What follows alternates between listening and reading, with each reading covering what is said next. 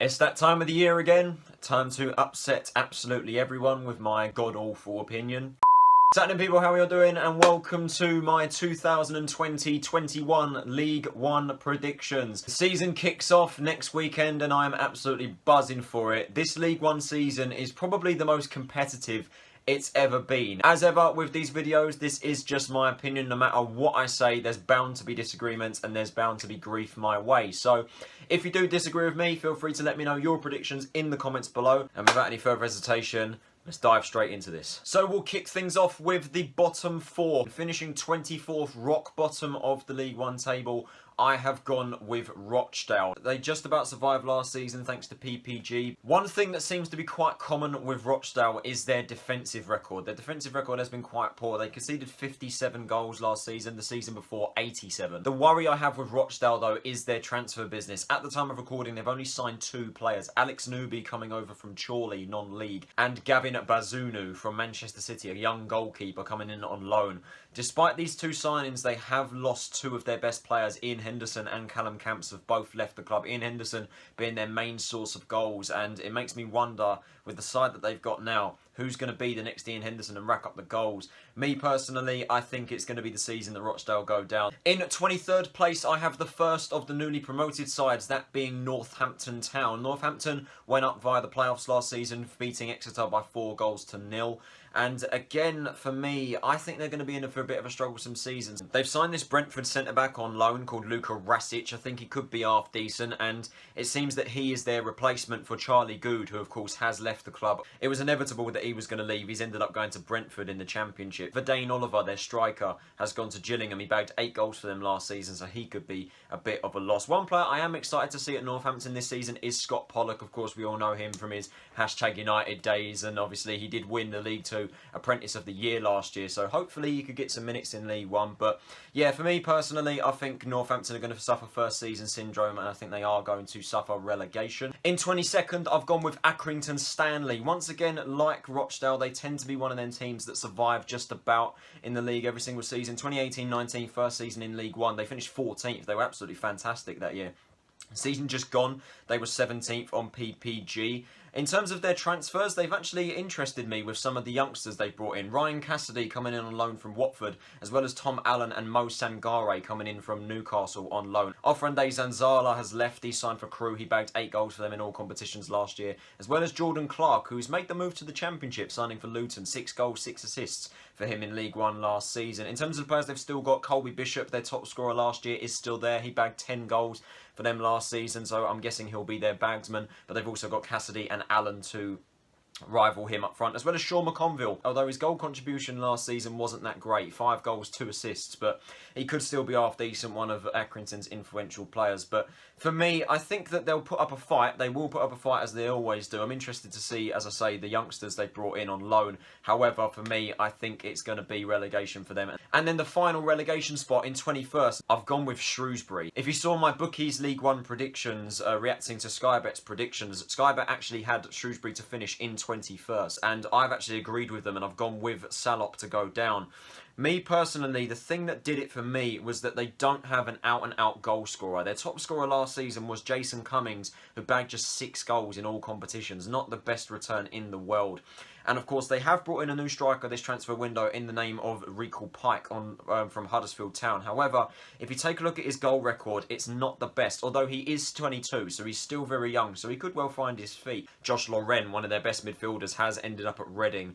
He'll be quite the loss in the midfield. But the thing that did it for me was Shrewsbury don't really have an out-and-out goal scorer, and I think that they will struggle for that this season. If Recall Pike can find his feet at League One, I think he could be an half-decent striker. But for me, it's going to be tight. I think it could go down to goal difference or by a solitary point. But for me, I'm going with Shrewsbury to go down. Now we get on to the rest of the bottom half of the table. In 20th place, just surviving in League One, is newly promoted Crewe Alexandra. I've actually been quite impressed by the transfers they've made so far. Zanzala, as I mentioned earlier, from Accrington Stanley, could find a bunch of goals for them, as well as Michael Mandron from Gillingham, who I think could be half decent for them as well. They've also recently completed the signing of Donovan Daniel, centre-back from Luton Town. Very physical, very tall, 6'1" centre-back who could solidify their backline. Not to mention some of the other players they've got. Charlie Kirk was really impressive for them last season. 7 goals and 14 assists in 38 League Two games games last year, so he definitely will be one of the players to watch for them. I think they'll do just about enough to survive, and maybe their fighting spirit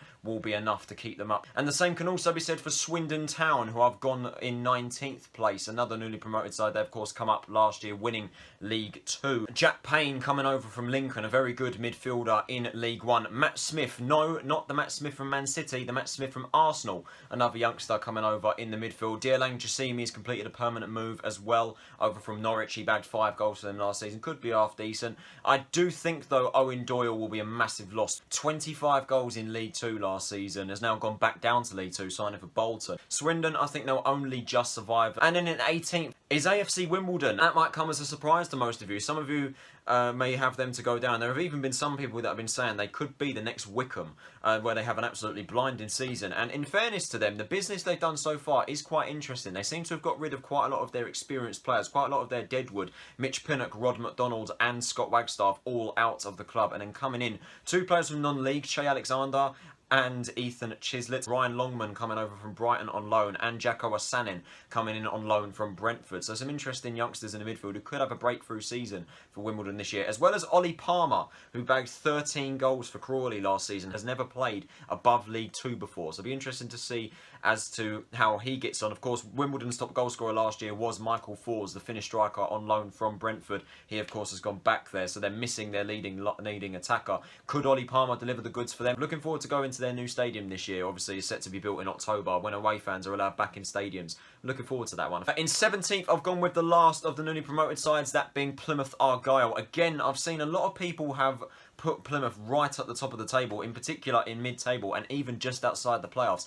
Me personally, I can't see it. Their top scorer last season was Anthony Sarcevic in the midfield, 11 goals for them. He, of course, has now gone to Bolton in League 2 due to family reasons. Frank Newball coming over from Colchester, very experienced striker. Hanuche Kamara coming over from Crawley Town, very creative midfielder, 23 years old. And I do believe they've also got former Charlton player and current MK Dons midfielder Ben Reeves on trial with them. I think it'd be half decent for Plymouth if they can get that deal over the line. But yeah, for me, Plymouth, I don't think they'll finish as high as a lot of people are predicting them. 16th place, Milton Keynes Dons. They have completed the double signing of Colton Morris and Lewis Thompson. Both were on loan at Norwich last season. They have extended their loans by a further season. Of course, they had their loan spells cut short last season due to the season suspension. So it'll be interesting to see how those two get on. As well as probably one of the most exciting transfers in the League One this season, that being the signing of Irish centre-back Richard Keogh. Of course, we all know him from his time at Derby County and the controversy that surrounded him. Very, very experienced defender, and he really could solidify their backline, something that they struggled with last season, having finished 19th. They've also lost 2 of their best players, Reece Healy and Alex Gilby, both out of the door. Healy was their top scorer, 11 goals last season. He's ended up abroad and has signed for Toulouse. And then, of course, Alex Gilby, who has won Player of the Year 2 years running, has completed his move to Charlton. Those two will be quite the loss. They will be quite the loss in that side. So they will be needing a goal scorer. And Colton Morris is a proven scorer at this level. And it'll be interesting to see what he can do. Thompson as well, decent midfielder. Keogh solid at the back.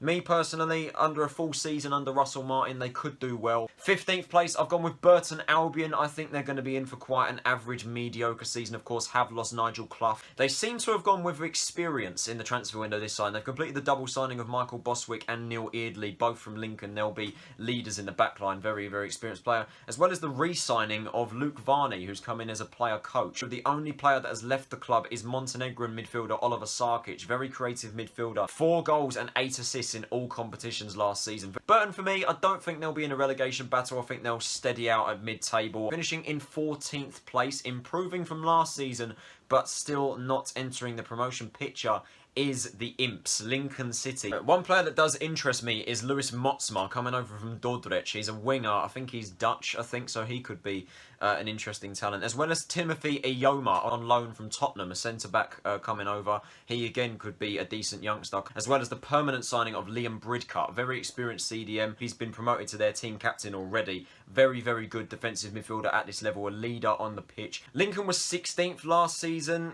For me, I think they could enter the promotion picture. I think they could finish in higher mid-table. But me personally, I've gone with them to finish in 14th. In 13th, not changing position from last season, is the Gas, Bristol Rovers. This was a tough one. But Rovers have impressed me this transfer window. They've signed a decent amount of players. Josh Grant completing a permanent move over from Chelsea, a very good defensive midfielder.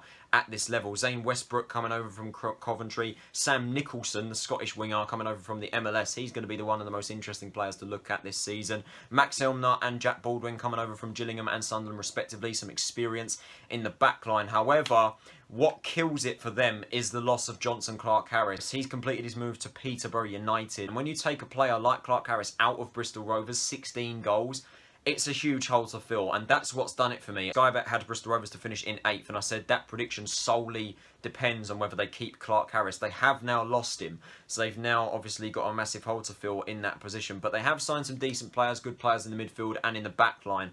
For me, though, I think that with this loss, I'm finished in mid-table. And now we get into the top half of the table. In 12th place, this one does upset me that I've had to put this team in this position. It is solely due to the club's circumstances, what they're going through right now. I, of course, refer to Wigan Athletic. This one really gets on my nerves because had they not entered administration, they would have finished 13th in the Championship. I've now predicted them a season later to finish mid-table in the division below. The amount of players that they've lost, it's not a surprise with the amount of players they've lost. Obviously, they've got to find money somewhere to keep the club going. But the amount of players they've lost, Cameron Lang going out on loan to Motherwell, they might want to think about recalling him with the amount of players that they've lost. Leon Balogun, Daniel Guayoli, Kiefer Moore, Joe Gerhard, Jamal Lowe, David Marshall, Anthony Robinson, Joe Williams, Lewis McLeod, Che Dunkley. They've lost literally half of their starting 11. So many players gone, and that might not be it. Need to find an owner quick and fast. I do wish Wigan all the best, man. No club should ever have to go through that.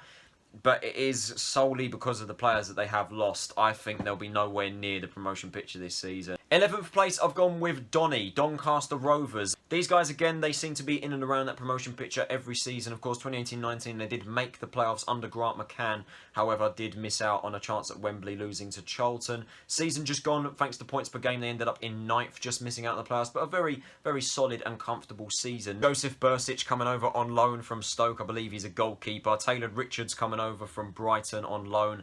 Ed Williams coming over from non-league, Kidderminster Harriers.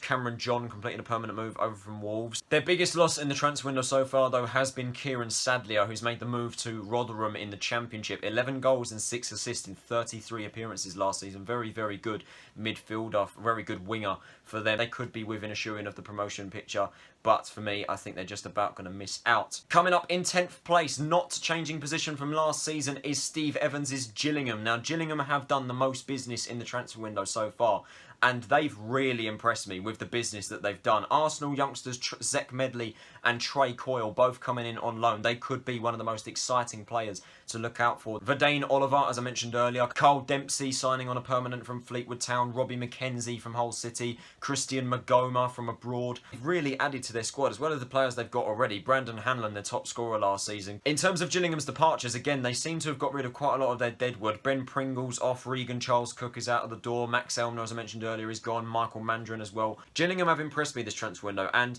by all means could well finish higher than 10th. They could really push for playoffs this season under Steve Evans. Gills are a team to look out for this season. I'd keep an eye on them. 9th place, I've gone with Fleetwood Town. They, of course, did make the playoffs last season under Joey Barton. Fantastic manager, really has got the best out of that Fleetwood side. With the improved competitiveness of this league, I think Fleetwood are just about going to miss out. They're going to be in for a solid season, of course. Paddy Madden, Ched Evans, quality strikers up top. They've got some really good players there, as well as the experience of Glenn Whelan. What they've done in the summer so far, what I can judge anyway, is they've gone for quality over quantity. They've completed the permanent deal of Jordan Rossiter from Rangers. Very, very good midfielder. Callum Camps, as I mentioned earlier, from Rochdale. That's where he's ended up. Morgan Boys, on loan from Liverpool, could perhaps be Harry Souttar's replacement. A very young defender. And as I say, quality over quantity. They've got rid of quite a lot of their deadwood. Ashley Hunter out of the door. Matt Gilk gone. Carl Dempsey. Probably the biggest loss for them so far, though, being Louis Coyle, their fullback, who's ended up at Hull City. Very good player for them last season. I think they're just about going to miss out on the playoffs. I'm going to get slewed for these next two. Just missing out on the playoffs.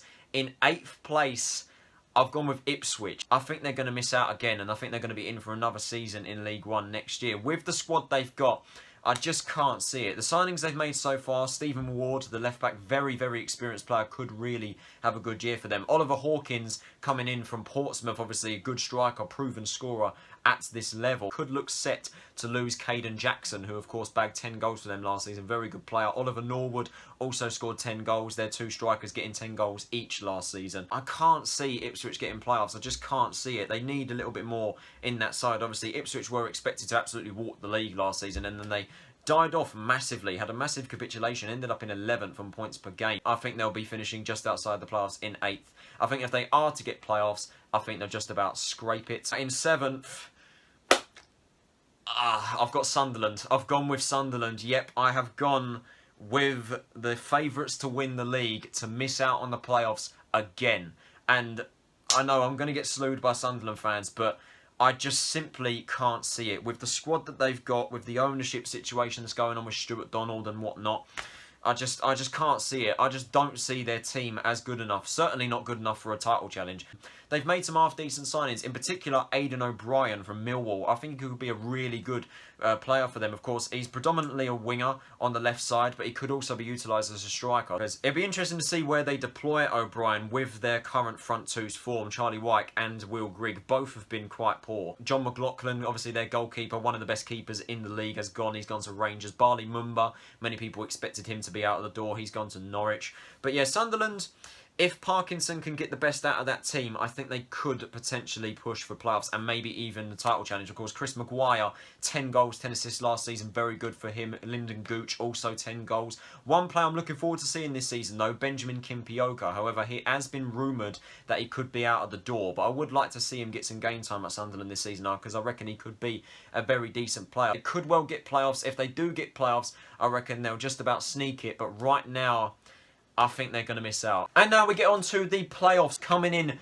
6th place, I have gone with the men from SE7, Valley Floyd Road, my club, Charlton Athletic. Yep, I've gone with us to sneak in the playoffs. Call me biased. I've seen a lot of prediction videos already where a lot of people are predicting us to be right at the top of the table, winning the league, 2nd place, finishing at the top end of the playoffs. Me personally, if we're going to get playoffs, we're going to just about sneak it. Obviously, the club's current situation right now, of course, as well as Wigan, we are under dire ownership. But at the time of recording this video, tomorrow, on Tuesday the 1st of September, is a massive, massive day for the club's history. We find out if Paul Elliott's injunction is going to be accepted. If he isn't accepted, then Thomas Sandgaard, the Danish businessman, can of course come in and start pumping money into the club as our new owner. Lee Bowyer came out and said after our pre-season friendly against Crystal Palace that there are 5 or 6 deals ready to go when the transfer embargo is uplifted. Some of the players we've got already, I think, are going to be very good in League One. Johnny Williams, Zerhanus Tuma, Jake Forster-Caskey, Darren Pratley, Enforcer in the midfield. Alfie Doughty, if we can keep him, will be one of the best talents in the midfield. Macaulay Bonne will be our Lyle Taylor this season. I'm expecting him to rack up at least 20 goals per this season. He'll be very, very solid. The squad that we have right now, it is decent. It is good for League One level, but we need more. In 5th place, I've gone with a team that's been massively underestimated by the bookies, and a team that I genuinely think could be one of the dark horses this season. It's the Seasiders, Blackpool. I've gone with them to finish in 5th. I genuinely believe they could be making a promotion challenge this season. They really, really could. The players they've brought in have really excited me. They've brought in a lot of depth into the midfield. Marvin Ekpateta, Oliver Sarkic, Keshi Anderson, CJ Hamilton, one of the most exciting signings of the transfer window in my opinion. He should have come to League One ages ago. Really, really rated him from his time at Mansfield, and he's already hit the ground running, and he's bagged a couple goals in pre-season. Not to mention some of the players they've already got. Sule Kaikai, Liam Feeney, 14 assists for them last season. He was absolutely brilliant in that midfield. Of course, their biggest loss, you could argue, is, of course, Armand Nangelé. 15 goals for him last season. He was slowly improving his goal record every single season. He's now gone. His replacement, being Jerry Yates up top from Rotherham United, could be decent. Blackpool will be a dark horse. Honestly, look out for the Seasiders this season. They're going to be a very good team, and I'm backing them to get playoffs this year. In 4th place, I've gone with Kenny Jackett's Portsmouth. They were predicted by Sky Bet to finish in 2nd. I don't think that they're going to get that, though. I don't think they're going to get automatics. At the time of recording this video, they've signed only one player, Raggett, coming over from Norwich on a permanent basis. Players they've lost, Brandon Hornstrup, Luke McGee going. and also, but probably their biggest loss so far though being Oliver Hawkins, of course, attacking option up front, did very well over the past few years, bagged a couple goals for them. I still believe they've got some good players in there that are capable of putting them in this position. John Marquis, Ellis Harrison, Rico Hackett-Fairchild, who could have a breakthrough year this season, you never know. Ben Close and Gareth Evans, very, very solid in the midfield. It is safe to say that Kenny Jackett is no longer a fan favourite. I do believe, well, I'm going to make this prediction right now, I think Jackett won't last the full season. I think he could well find his way out of the Portsmouth job. A lot of Portsmouth fans are really beating themselves up at the moment. They don't think they're going to get... A lot of them are saying they're not going to get automatics. They'll be lucky to get playoffs. Me, personally, I think your side is more than good enough to get playoffs. At the moment, though, don't think you'll be finishing top 2. And just missing out on the playoffs, coming in third place, is the last of the newly promoted sides. It's Hull City. I do believe that Hull have got a massive rebuilding job to do this season. There was a part of me that was thinking they're going to miss out on the playoffs, could even be in mid-table due to the rebuild they've got to do. Their manager, Grant McCann, is an interesting one because he did really well at League One level with Doncaster, of course, got them into the playoffs, came into the Championship, and he was absolutely shocking. Half didn't even know what he was doing. Hull have certainly got down to business with bringing in some interesting players. Greg Doherty being the best. Hull fans really have been excited by Greg Doherty. I don't know all too much about him. He's 23 years old, midfielder from Rangers. Hull fans have really been excited by him, so I'm interested to see what he can do. Their best player at the moment, Malik Wilkes, is still at Hull City, and if they can keep hold of him, he will be fantastic for them. My only worry for them, though, is their attacking options up front. They've got Keane Lewis-Potter, but they've also got the likes of, you know, Martin Samuelson, Josh McGuinness. Not the best options, especially not McGuinness. If Grant McCann can get it right, he can get it right with the team, and they can keep adding more players, they will be in and around that automatic picture. But for me personally, I think they're going to miss out in third place. And now we get on to the automatics. Who have I predicted to win the League One title? Coming in second place, just missing out on that title, but going up to the Championship, is Peterborough United. I speak for every League One fan when I say it's about time that Posh go up. Every single season, they start strong and they die off round about the January period and they end up finishing outside the playoffs. At the time of recording this video today, it has been confirmed that their top scorer, Ivan Toney, has left the club. 26 goals last season. The most prolific player in League One last season. He's gone to Brentford. They have gone ahead and completed the signing of Johnson Clark-Harris, which now means that their front two options for this season bagged in total 32 goals last season, that being Clark-Harris and Mo Aissa. Both got 16 goals each last season. They've really got some good firepower, as well as the re-signing of Reece Brown, who of course came on loan from Huddersfield last year, but of course had his loan spell cut short due to the coronavirus pandemic. He's now re-signed. Very, very creative midfielder, got a lot of speed, a lot of technicality. It's about time Peterborough got up to the Championship. It really is about time. I think they're going to get automatic promotion. They will get that second place. However, they will not win the league. Coming in first place, it's a controversial one. Not many have gone with this, but top of the league, I have gone with Carl Robinson's Oxford United, the playoff finalists from last season.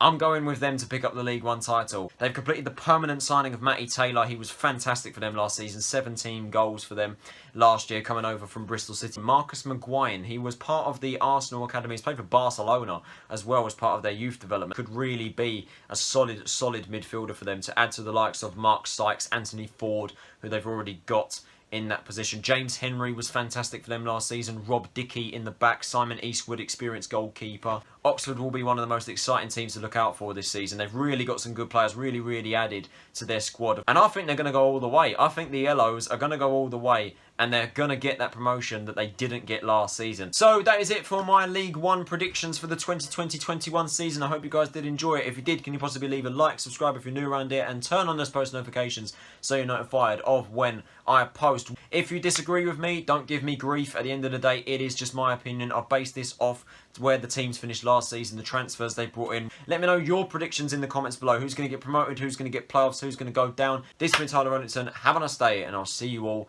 in the next video. Can't wait for this new season, guys. It's going to be probably the most exciting League One season we've ever seen. It's going to be so tight. See you all later.